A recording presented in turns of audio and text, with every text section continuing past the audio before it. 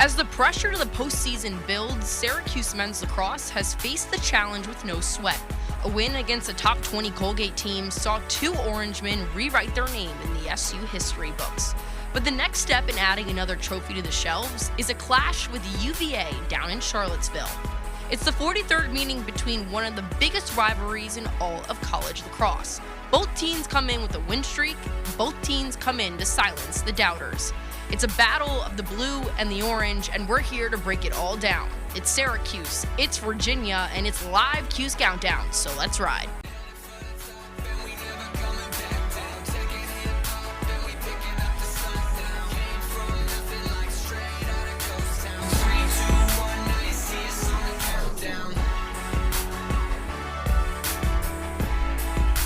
Hello friends and welcome inside the CitrusTV studios. It's a live edition of Cuse Countdown. Smarz, Piana, and Gino Antimarino. We're taking you all the way to opening face-off down in Charlottesville between Syracuse and Virginia, guys. New studio, our first time in here. I'm gonna have a lot of fun on today's show. The Orange winners of their last four, guys. They now stand at number 8 in the country after a 16-12 win against number 18th ranked Colgate last weekend. A top 20 matchup that we saw in the Dome. Both teams put up 49 shots in that game, but 9 different SU players able to capitalize and find net in the contest. The Orange led as much as 7 in the third period, finished the game with 29 shots. Andrew, what went well for the Orange in this game? A big win against a team that has a very strong offense in Colgate. I really thought it was the start for Syracuse that got the job done in this one. We look at that Manhattan game, and they didn't score a single goal in that first quarter. The first time that happened since February of 2023. And then you see 5 seconds in, Mullen wins the faceoff, feeds Hiltz, he puts it top right corner. Syracuse already takes the lead. And the ball movement of that game, Gino, was so impressive for me to watch.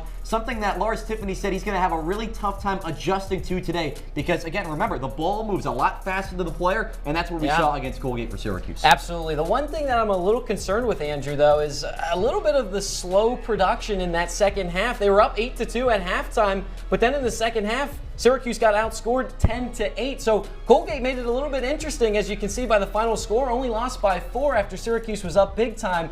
But, you know, Syracuse has to remain with their foot on the gas. That's something that Coach Gary Gait has said time and time again. They have to play a full game and not just spurts. And in the losses so far this season, Syracuse has been outscored 14-6 in the second half. So obviously this wasn't a loss, but another second half in which they were outscored. Gino, we'll get to that gauntlet that they have coming up shortly in the show. But 2 big milestones came in this game. One of them names on the screen before, Joey Spallina and Owen Hiltz. They both over 200 career points, the 18th and 19th player in SU history to complete that feat. Spallina tying Joe O'Hara for the 2nd fastest player in program history to reach that milestone, while Hiltz tied Paul Gate for the 12th fastest 200 points. Gino, these 2 players' impact, well, not just in this game, but what have they meant overall, in your opinion, to this program, and what are they going to do going forward to help this team in the postseason? Absolutely, and not to mention that Joey Spallina had a career-high 11 points in that game as well. Not too shabby, right? So both these players, Andrew, they mean so much to the program, like you just touched on, Chloe, and it's their leadership that is what stands out the most on and off the field. Coach Gary Gait talks about it time and time again. Their abilities to take over games and really assert their dominance, as you can see with that quick shot from Owen Hiltz. That was the 200 points. And just how poetic it was for Joey Spallina to be in his spot at X,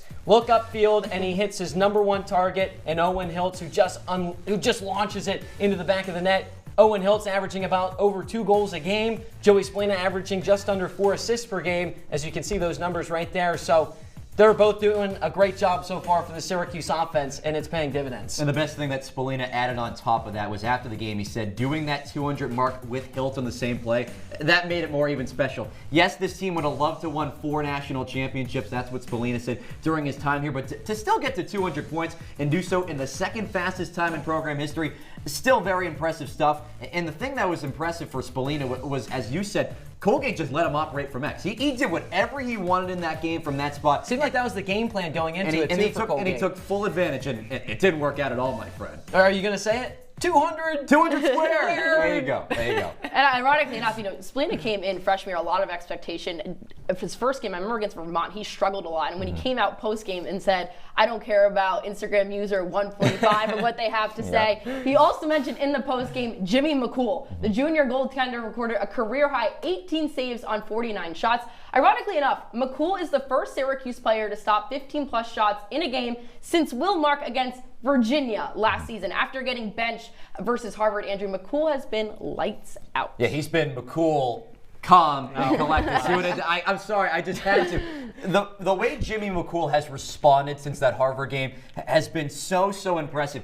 He gets pulled after 15 shots on goal, 10 goals allowed, had less than a 33 save percentage against a Crimson team that, yes, isn't the best offensive team in the country. And then the doubts start to creep in a little bit. Is this the guy that's supposed to replace Will Mark and take Syracuse to a national championship? The way he has responded in these last couple of games, especially in that Colgate game, a Raiders offense that scored almost 16 goals per game, third best in the country, he holds up to 13 first half saves, 2 goals. The way he's been cutting off angles at a better rate this season, he just sees the ball a lot more clearly since that Harvard game, and he says it's just a mentality thing, taking things play by play instead of worrying about what's next, at least in the bigger scheme. 13th in the country in save percentage, Andrew, just under 60% of stopping shots, and obviously, if you're right around 50% for a starting goaltender, that's pretty dang good. And Jimmy McCool, like you said, bounced back perfectly after the Harvard game. Syracuse said that he was the biggest cheerleader for them once he got pulled. And I love how Gary Gates said in the post-game presser that, listen, Jimmy's our guy. There was questions about, are you still going to go on Jimmy McCool for the rest of the season? He said, listen, Jimmy's our guy. He's got the starting role. We trust in him. And it seems like it's worked out pretty well for Syracuse. I agree with that. And he's a guy that everyone on the team loves. He's just that type of player, and I think it's given him confidence going forward. But let's talk face-off, an area coming into the season where there's a big question marks. But John Mullen, he has stepped up. And despite a season-high 3 turnovers in this game, Mullen stands at the 4th best win percentage for face-offs in the country. The sophomore won 18 draws in this contest. Gino, what does he mean for the Orange to be successful? Obviously, in lacrosse, you win the face-off, you most likely win the game. It's huge. It gets them a lot of possessions, too. He takes the 2nd most face-offs in the country, which just goes to show how many face-offs he's winning. He's been absolutely spectacular for Syracuse. And the one thing that I love after the Manhattan game, he goes, I just want to destroy everything in front of me. I mean, if that doesn't scare you, he's doing it. I would literally pee my pants if someone said that to me and I had to go at him in the face-off X. I would be like, yeah, no, you could just take it. Just take it, please. And what is so good about him is his skill. He's quick, and he's got that size. I mean, you can't be small and say, I'm going to destroy everything. You got to have some size. You got to have some strength. And that's exactly what John Mullen has. And it's really worked out for Syracuse. It's given them more opportunities to allow their dynamic offense to flow and really gel. And the one goal I want to point out is that 9th goal against Colgate, where he won the faceoff, came sprinting down, had a behind-the-back pass to Joey Spallina, took a hit to make a play. Spallina found Trey Deer right in front of the crease, who buried it. Those are the type of plays that John Mullen likes to do. He loves to get physical, and he's not only going to win the faceoff, but he's going to start an offense as well. I mean, you see the numbers right there on your screen. That they speak for themselves. He's eclipsed 60% win percentage 5 times this season. That's best in the country. Again, similar to what we said about Will Mark and the turn to Jimmy McCool, we weren't really sure what we were going to get after the leaving last year of Mason Cohn, who's now at UCLA for law school. And Johnny Mullen has been that guy at the face-off X for Syracuse. 100%. And going forward, that's going to need to be a big X factor because only one month. I like that. Yeah, that was cool. That was only good. 1 month remaining in the regular season for men's lacrosse. And the Orange have an uphill battle to the postseason. They will face a number 6 ranked Notre Dame, number 1 Cornell, number 11 Duke, and they finish off the season at home against UNC before the ACC playoffs. Andrew, this is a gauntlet that SU has going forward. In your opinion, what does Syracuse have to do during this 5-game stretch? Not only obviously win games, but their end goal is to win a national title. And you're playing all these teams that are, the top 1-2 seeds. What do you got to do? I'm calling this month of April the ACC month of death because of the gauntlet that is on the schedule for Syracuse. I mean, Chloe just listed off the names right there. You're looking at 4 top 15 opponents. My goodness, that is a gauntlet of a schedule. Thank goodness Virginia's not ranked coming to this one. Maybe it's off a little bit easier. They're receiving votes. No, yeah, because that counts in the days of college lacrosse. Yeah, but number 1 Cornell, neutral site game. That'll be a tough test. Can't take Virginia lightly. I'm looking for Syracuse to take that next step, right? Look, the wins they have this season are kind of impressive. Their best one you're looking at right now, Johns Hopkins. Johns Hopkins, by far. But that is not a team that is elite right now. Look at your schedule right now. That is an elite group, especially in conference play too. If you want to find out what this team is made of as you go into, again, your hardest part of the schedule and as you work in a conference tournament time? Well, it's pretty obvious, obviously, that Syracuse is a national championship contender, and you have to prove yourself. It's your proving time. This is the time to really showcase that you can win these games.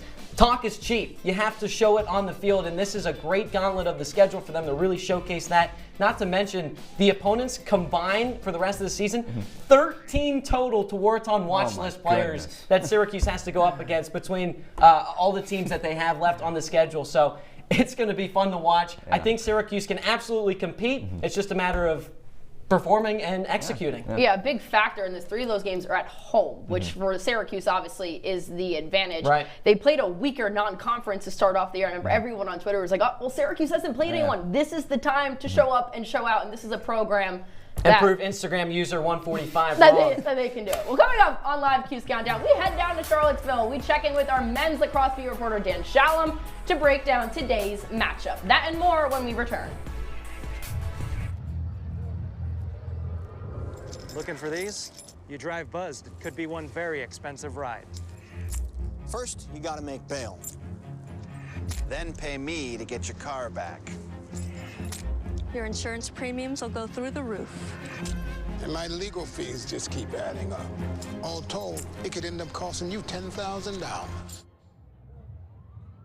Buzzed, busted, and broke. Because buzz driving...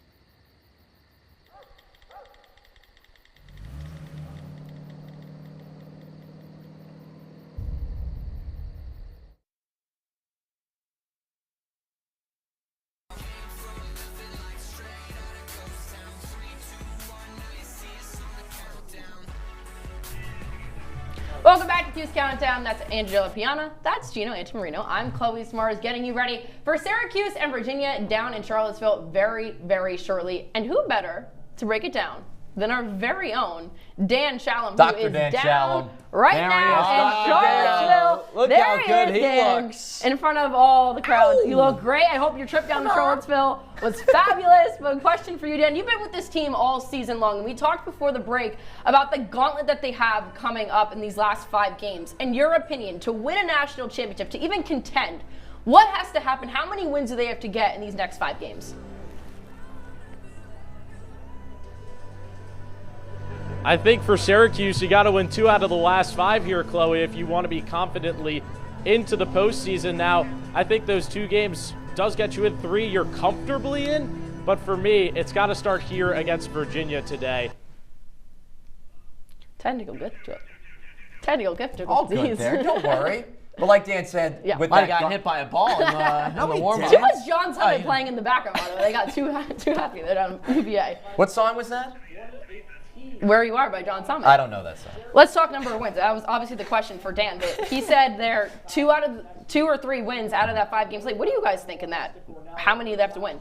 I think that's a true statement from Dan there because, again, we've talked about the schedule a little bit earlier. That Cornell game, that's going to be a really tough one. And the fact that you go to Long Island as well, that's a rivalry that's been over 100 years old, and they're playing on Long Island for the first time. Yeah, I think it's one of those things where you just have to take it game by game. I really don't think you can really say this is the amount of games we have to win. Just take it game by game. Don't overlook Virginia. This is a team, obviously, that's not ranked, but you have to take them seriously, especially in Charlottesville. Dan Papp says that we have Dan Shalam. Oh, Shalam. Put it back in the wall. There you go. Andrew, I know you have a question for Dan. Yeah, Dan, we talked about Colgate's 10-man ride being very, not so much effective against Syracuse. They really controlled that well, where Colgate used that goalie as that 10th defender on the ride to cover up Syracuse. What are you expecting differently from Virginia today as they play a little bit more of a traditional style than Colgate? I really don't think you're going to see that much of a 10-man ride in this game for 2 reasons. The first being Virginia got torched by Richmond earlier this season when they hosted them and lost to the Spiders because of that 10-man ride. Richmond put in 4 goals on Virginia. And if I'm Lars Tiffany, I know that Syracuse just played a Colgate team that loves the 10-man ride, and has been using it very effectively, and Syracuse broke Colgate's ride so well, and we know that Colgate's one of the best teams in the nation to do it. So I really don't think you're going to see it that much, simply because Syracuse played so well against it a couple weeks ago against Colgate. And for me, if I'm Lars Tiffany, I'm just locking down on defense using that zone. I'm not running the 10-man ride. I really don't think you're going to see it as much as you think unless Virginia gets really desperate in this game. Dan, you're looking great. Please don't get hit by a stray ball. Please make sure you're protected out there. So obviously, Lars Tiffany, the head coach for Virginia, two-time All-ACC Coach of the Year, two-time national champion as well. He's been coaching for about 20 years, entering his 9th season as the head coach for Virginia. Regardless of who's on the field for him or what his team's record is, what makes going up against a Lars Tiffany squad so hard if you're an opposing team? I think people are forgetting how dominant this Virginia squad actually is. Sure, you have a couple of early season blemishes against some not so great teams, but this is a Virginia team that competes on a year-by-year basis. When you look at Lars Tiffany, he's the only head coach to win back-to-back NCAA championships. He's simply a guy that loves to win, and this Virginia team knows that through and through, and Syracuse has to be ready for that. I think this is a trap game for the Orange where they can kind of sit back and relax. And being down here in Charlottesville, this is the biggest game that Virginia's hosted all season, especially at this point in the year. They want to create some noise down the stretch. Sure, they've had a rough start to the season, but there's still plenty of time left in ACC play for the Cavaliers to get going. Gary Gate preached in the presser this week leading up to this game that they do not want to be the team that gives Virginia the spark to go far. I think that's something you got to watch out for in this game. Dan, thank you as always. Like Gino mentioned, please do not get hit by a stray ball. Dan Shalam down in Charlottesville. When we come back here on Live CC, we break down the Cavaliers. Our analysts talk UVA season and how they stack up to SU. Stay with us.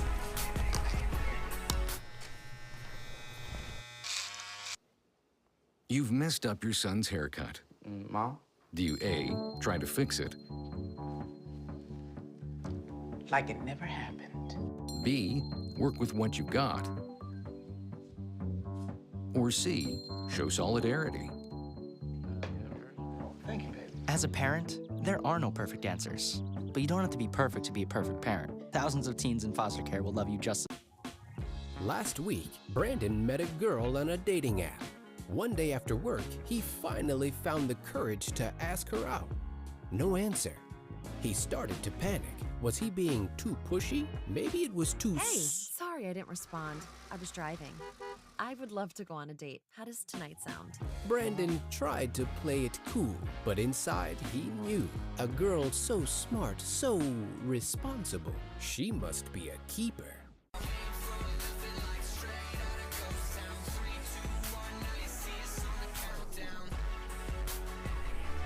Welcome back to Cuse Countdown. That's Piana, that's Gino Antimarino. I'm Chloe Smarz, bringing you all the way to the opening face-off between SU and UVA. Let's switch gears, guys, and break down the Cavaliers. They're coming off winners of the last two, a win against Utah, 14-9 in that game. But it's the Virginia squad that's had some up and down to start the season. They're winless on the road. They're playing at home today, but 5-4 on the season. Started their 2025 campaign ranked as the #5 team in the country. A key surprise. They were at one point demolished by an unranked Ohio State team early on in the year. Top loss to Maryland and Johns Hopkins. Just 25th in the country in points, 30 in the 30s in scoring defense and scoring offense. Season of struggles overall. Andrew, this is a team that just 4 years ago in 2021 won a national title. What is going wrong in your opinion in this season? Lost a lot of key pieces on both ends of the field for the most part, but maybe so on the defensive end. This team is allowing over 10 goals per game. That's bottom 30 in the country right now. It hasn't been a great year for this defense, and against a Syracuse offense that puts the ball in the net a lot,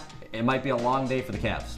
I think it's on the other end, to be honest with you, Andrew. Yes, there's some issues on the defensive front, but even Coach Lars Tiffany has said it himself. It's the ball movement on offense. They're just not really clicking right now. And it's like you said, a lot of key pieces that are out of the lineup. You talk about Connor Schellenberger, Peyton Cormier, Jack Boyden. We'll get to those guys in a second. But with a lot of new pieces, they now have to really adapt. And you just have to have guys like McCade Millen step up. He's not used to that number one coverage, and now he's facing defense's top units, and he's got to be able to adapt and overcome. Yeah, slow starts, and look at those last 2 games. Barely beating you Albany, barely taking out Utah. Not great opponents that Syracuse handled Utah pretty easily this season. The Ohio State game was a big circle for me this season. That was... Ohio State's not a bad team, though. At the time, we had no expectations in the season. That's an RV next to him. Yeah. But you guys talked about... They keep yapping, these two. But you talked about the key departures. We always have Colin Schellenberg and Peyton Cormier. Those are 2 players for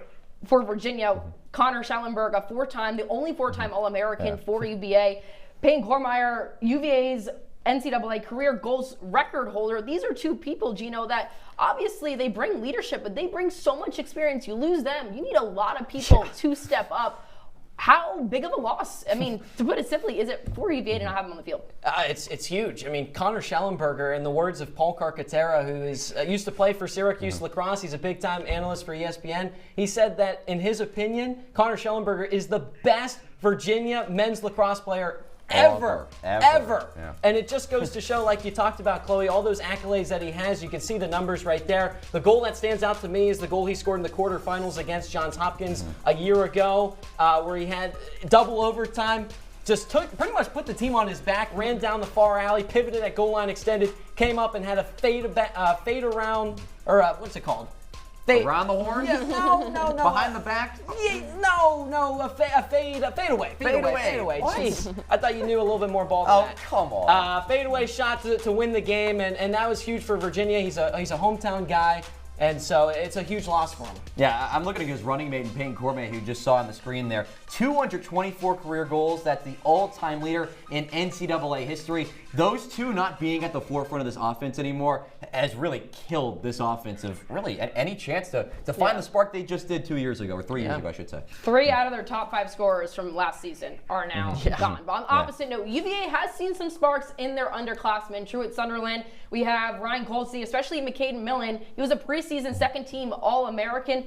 They've had glimpses here, Gino. What do you like when you see these younger players and what they bring to the program? Well, I think they're really starting to click, and that's something that Coach Tiffany talked about in the last 2 games that they've won. The ball movement is starting to develop a little bit more. They had 8 assists last time out, which is a little bit more than their average. They're dead last in the ACC in assists per game. It's just quite simply they just really don't have the chemistry right now. They don't have the ball movement. And Coach Gary Gates said you don't want to be the team that gives them that chemistry. That's something that they have to be careful of Virginia because, like Lars Tiffany was saying, they're really starting to feel that momentum now. But the one thing I love about this unit is they're young. True at Sunderland, a junior. McCade Millen, a sophomore. And Ryan Colsey, also a junior. So they still have a little bit of time, obviously. Juniors, maybe 1 more year, but at the end of the day, they're still learning to play together. They're still learning to go up against opposing defenses, top units, top guys. Yeah, Virginia lost 55% of its point production from last year. McCade Milton, he's got to be the guy. He was the number 2 recruit last year. He's got to play big if Virginia wants to have a chance in this one. Guys, you talked a lot about offense. Let's talk defense. This is a UVA team that ranks 2nd worst in the ACC in terms of defense. They have some studs, Gino. Where do you think went wrong in terms of the defense struggles? Is it the back end or is it the goaltending, in your opinion? I think it's the goaltending issue, to be quite honest with you. Matthew Nunes and Kyle Morris both sitting in the bottom 3 in the ACC in goals allowed and also save percentage.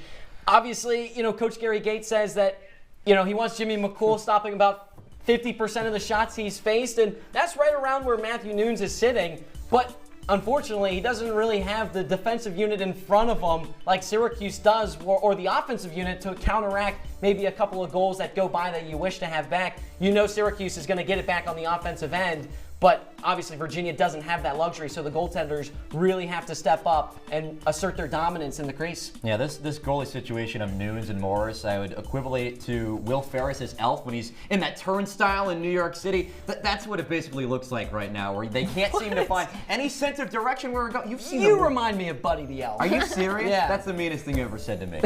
But it's in all honesty, that looks like a revolving door right now between goaltenders, and they've struggled to find that guy right now. But Nunes is the veteran guy. Always some shenanigans with you two. When we come back here on Live Cuse Countdown, we wrap up with our final thoughts before today's game and take a look around the NCAA. Stay with us as Live Cuse Countdown continues after this.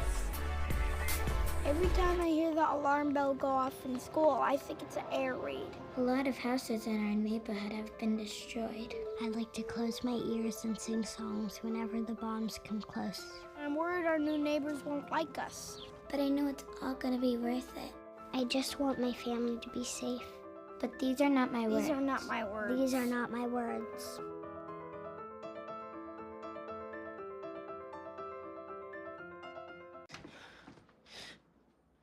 Your daughter just had her first breakup. Do you A, put yourself in her shoes? B, console her? Don't worry, sweetie. This is gonna happen a lot. Or C, find her a new boyfriend? Nice single boys. That was weird. As a parent, there are no perfect answers. But you don't have to be perfect to be a perfect parent. Thousands of teens in foster care will love you just the same.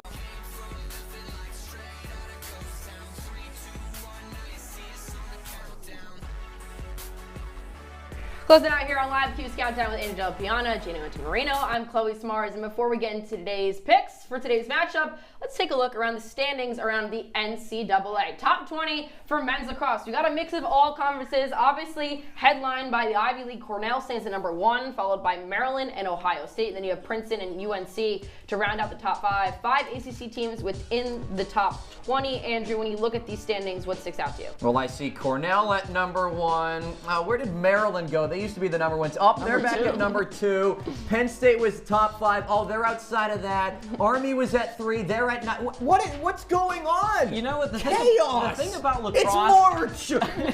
It's so fun. This is what I love about college lacrosse. You know, Ohio State sitting at number 3. This is a team that lost to Denver at the beginning of the year. Yep. It just, I love the what you could call it, the vitality of the standings. The unpredictability, the parity. Exactly. There's not a whole lot of that, and I think that's a huge boost for college teams to know that you can be ranked, right?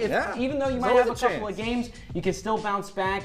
And yeah, you can have that confidence. You guys haven't talked about the last team on that Fairfield. list. Fairfield. The Stags. The only undefeated team in all of college lacrosse. That's a big shocker for the season. But let's bring it full circle to Saturday's matchup. Gino, it's not the most ideal season for UVA, but this is a team that was 1 point ranked number 5 in the country. So for the Orange, what do they have to do to walk away with a win? They got to put their pedal on the gas, or their foot on the pedal. Gosh. They got to stay on the gas. They got to make sure that they play the full game. They can't allow a slip-ups like they did against Maryland, against Harvard, and a little bit against Colgate. Now, they pulled out of that one, but they were outscored by 2 in that second half, so they have to make sure that they're playing a complete game and really just putting their foot on their necks and making sure that Virginia can't come back in this game. Yeah, I'm going to kind of go the similar route. I'm going to channel my inner Carrie Underwood. Joey, take the wheel. Take it from... Yes, Joey Spallina. Give him the keys to the car right now. 11 points against Colgate. Let's get rid of the narrative from Instagram user 145 that he can't play in the big games. Not a huge game today against an unranked Virginia team, but just let 22 do his job and you'll win. I didn't know you had a singing voice like that. Oh, I learned from Luke Burgess. Horrible. Yeah. It was horrible. Yeah. Friend of the program. Please never do that again. And before we get into our picks, let's take a look and see how last week's CC team did with their predictions. It was Shrikard and Company, Hudson Ridley, and AJ Myers. Hudson Ridley, 2-0. Oh, I love the sunglasses in that photo ball. Look at AJ pretty with good. That sharp cut. Sharp cut, yeah. That must have been former an old CC photo. partners before I started working with these two hooligans. Let's take a look at every talent this semester on Chloe. CC. Me and Andrew, 4 and 5, maybe not for long. Where do I see Gino? At the bottom. Yeah, there I am. I'm not even ranked. Sports director is I was leading so the way. bad they didn't even rank me. You're like Virginia. And Gino Antimarino, you don't even count on this list because you're too cool for school and can't even give your predictions. I can do it today, though. I can do it today. Andrew, with that being said, I'm going to go to you to Syracuse. Get the job done. They do, Chloe. They do. Again, we've been kind of harping on this all show. This is not a fantastic Virginia team. I'm going to give the Cuse the edge in this one. 15-10 over UVA, and let's put it frankly, Virginia only top 30, scoring offense, scoring defense, face-off percentage. Syracuse is top 5 in all those categories. It's a matchup Syracuse should win and is supposed to win in today's contest. I'm going to say Syracuse takes it as well. I'm going to say 14-8 the final score. I think Syracuse's defense takes advantage of an inexperienced Virginia offense, and I think the Orange offense, like you mentioned, led by Joey Spallina, will really take advantage down in Charlottesville. It's a sweep from the three of us. I also got Syracuse 17-9. Virginia, weak defense. I'm a big fan of Joey Spallina. No Finn Thompson, but they have a really good finner offense in there. the top finner. Offense there for Syracuse, and I think they'll be able to get the job done. That will do it for this live edition of Cuse Countdown. Be sure to check us out on X and YouTube at CitrusTV Sports. Stay tuned for the three of us on Orange Press Pass. We'll break down this whole matchup. You'll hear these two talk a lot more and give their thoughts on today's matchup. But for the three of us and our amazing producing crew, saying so long and enjoy the game.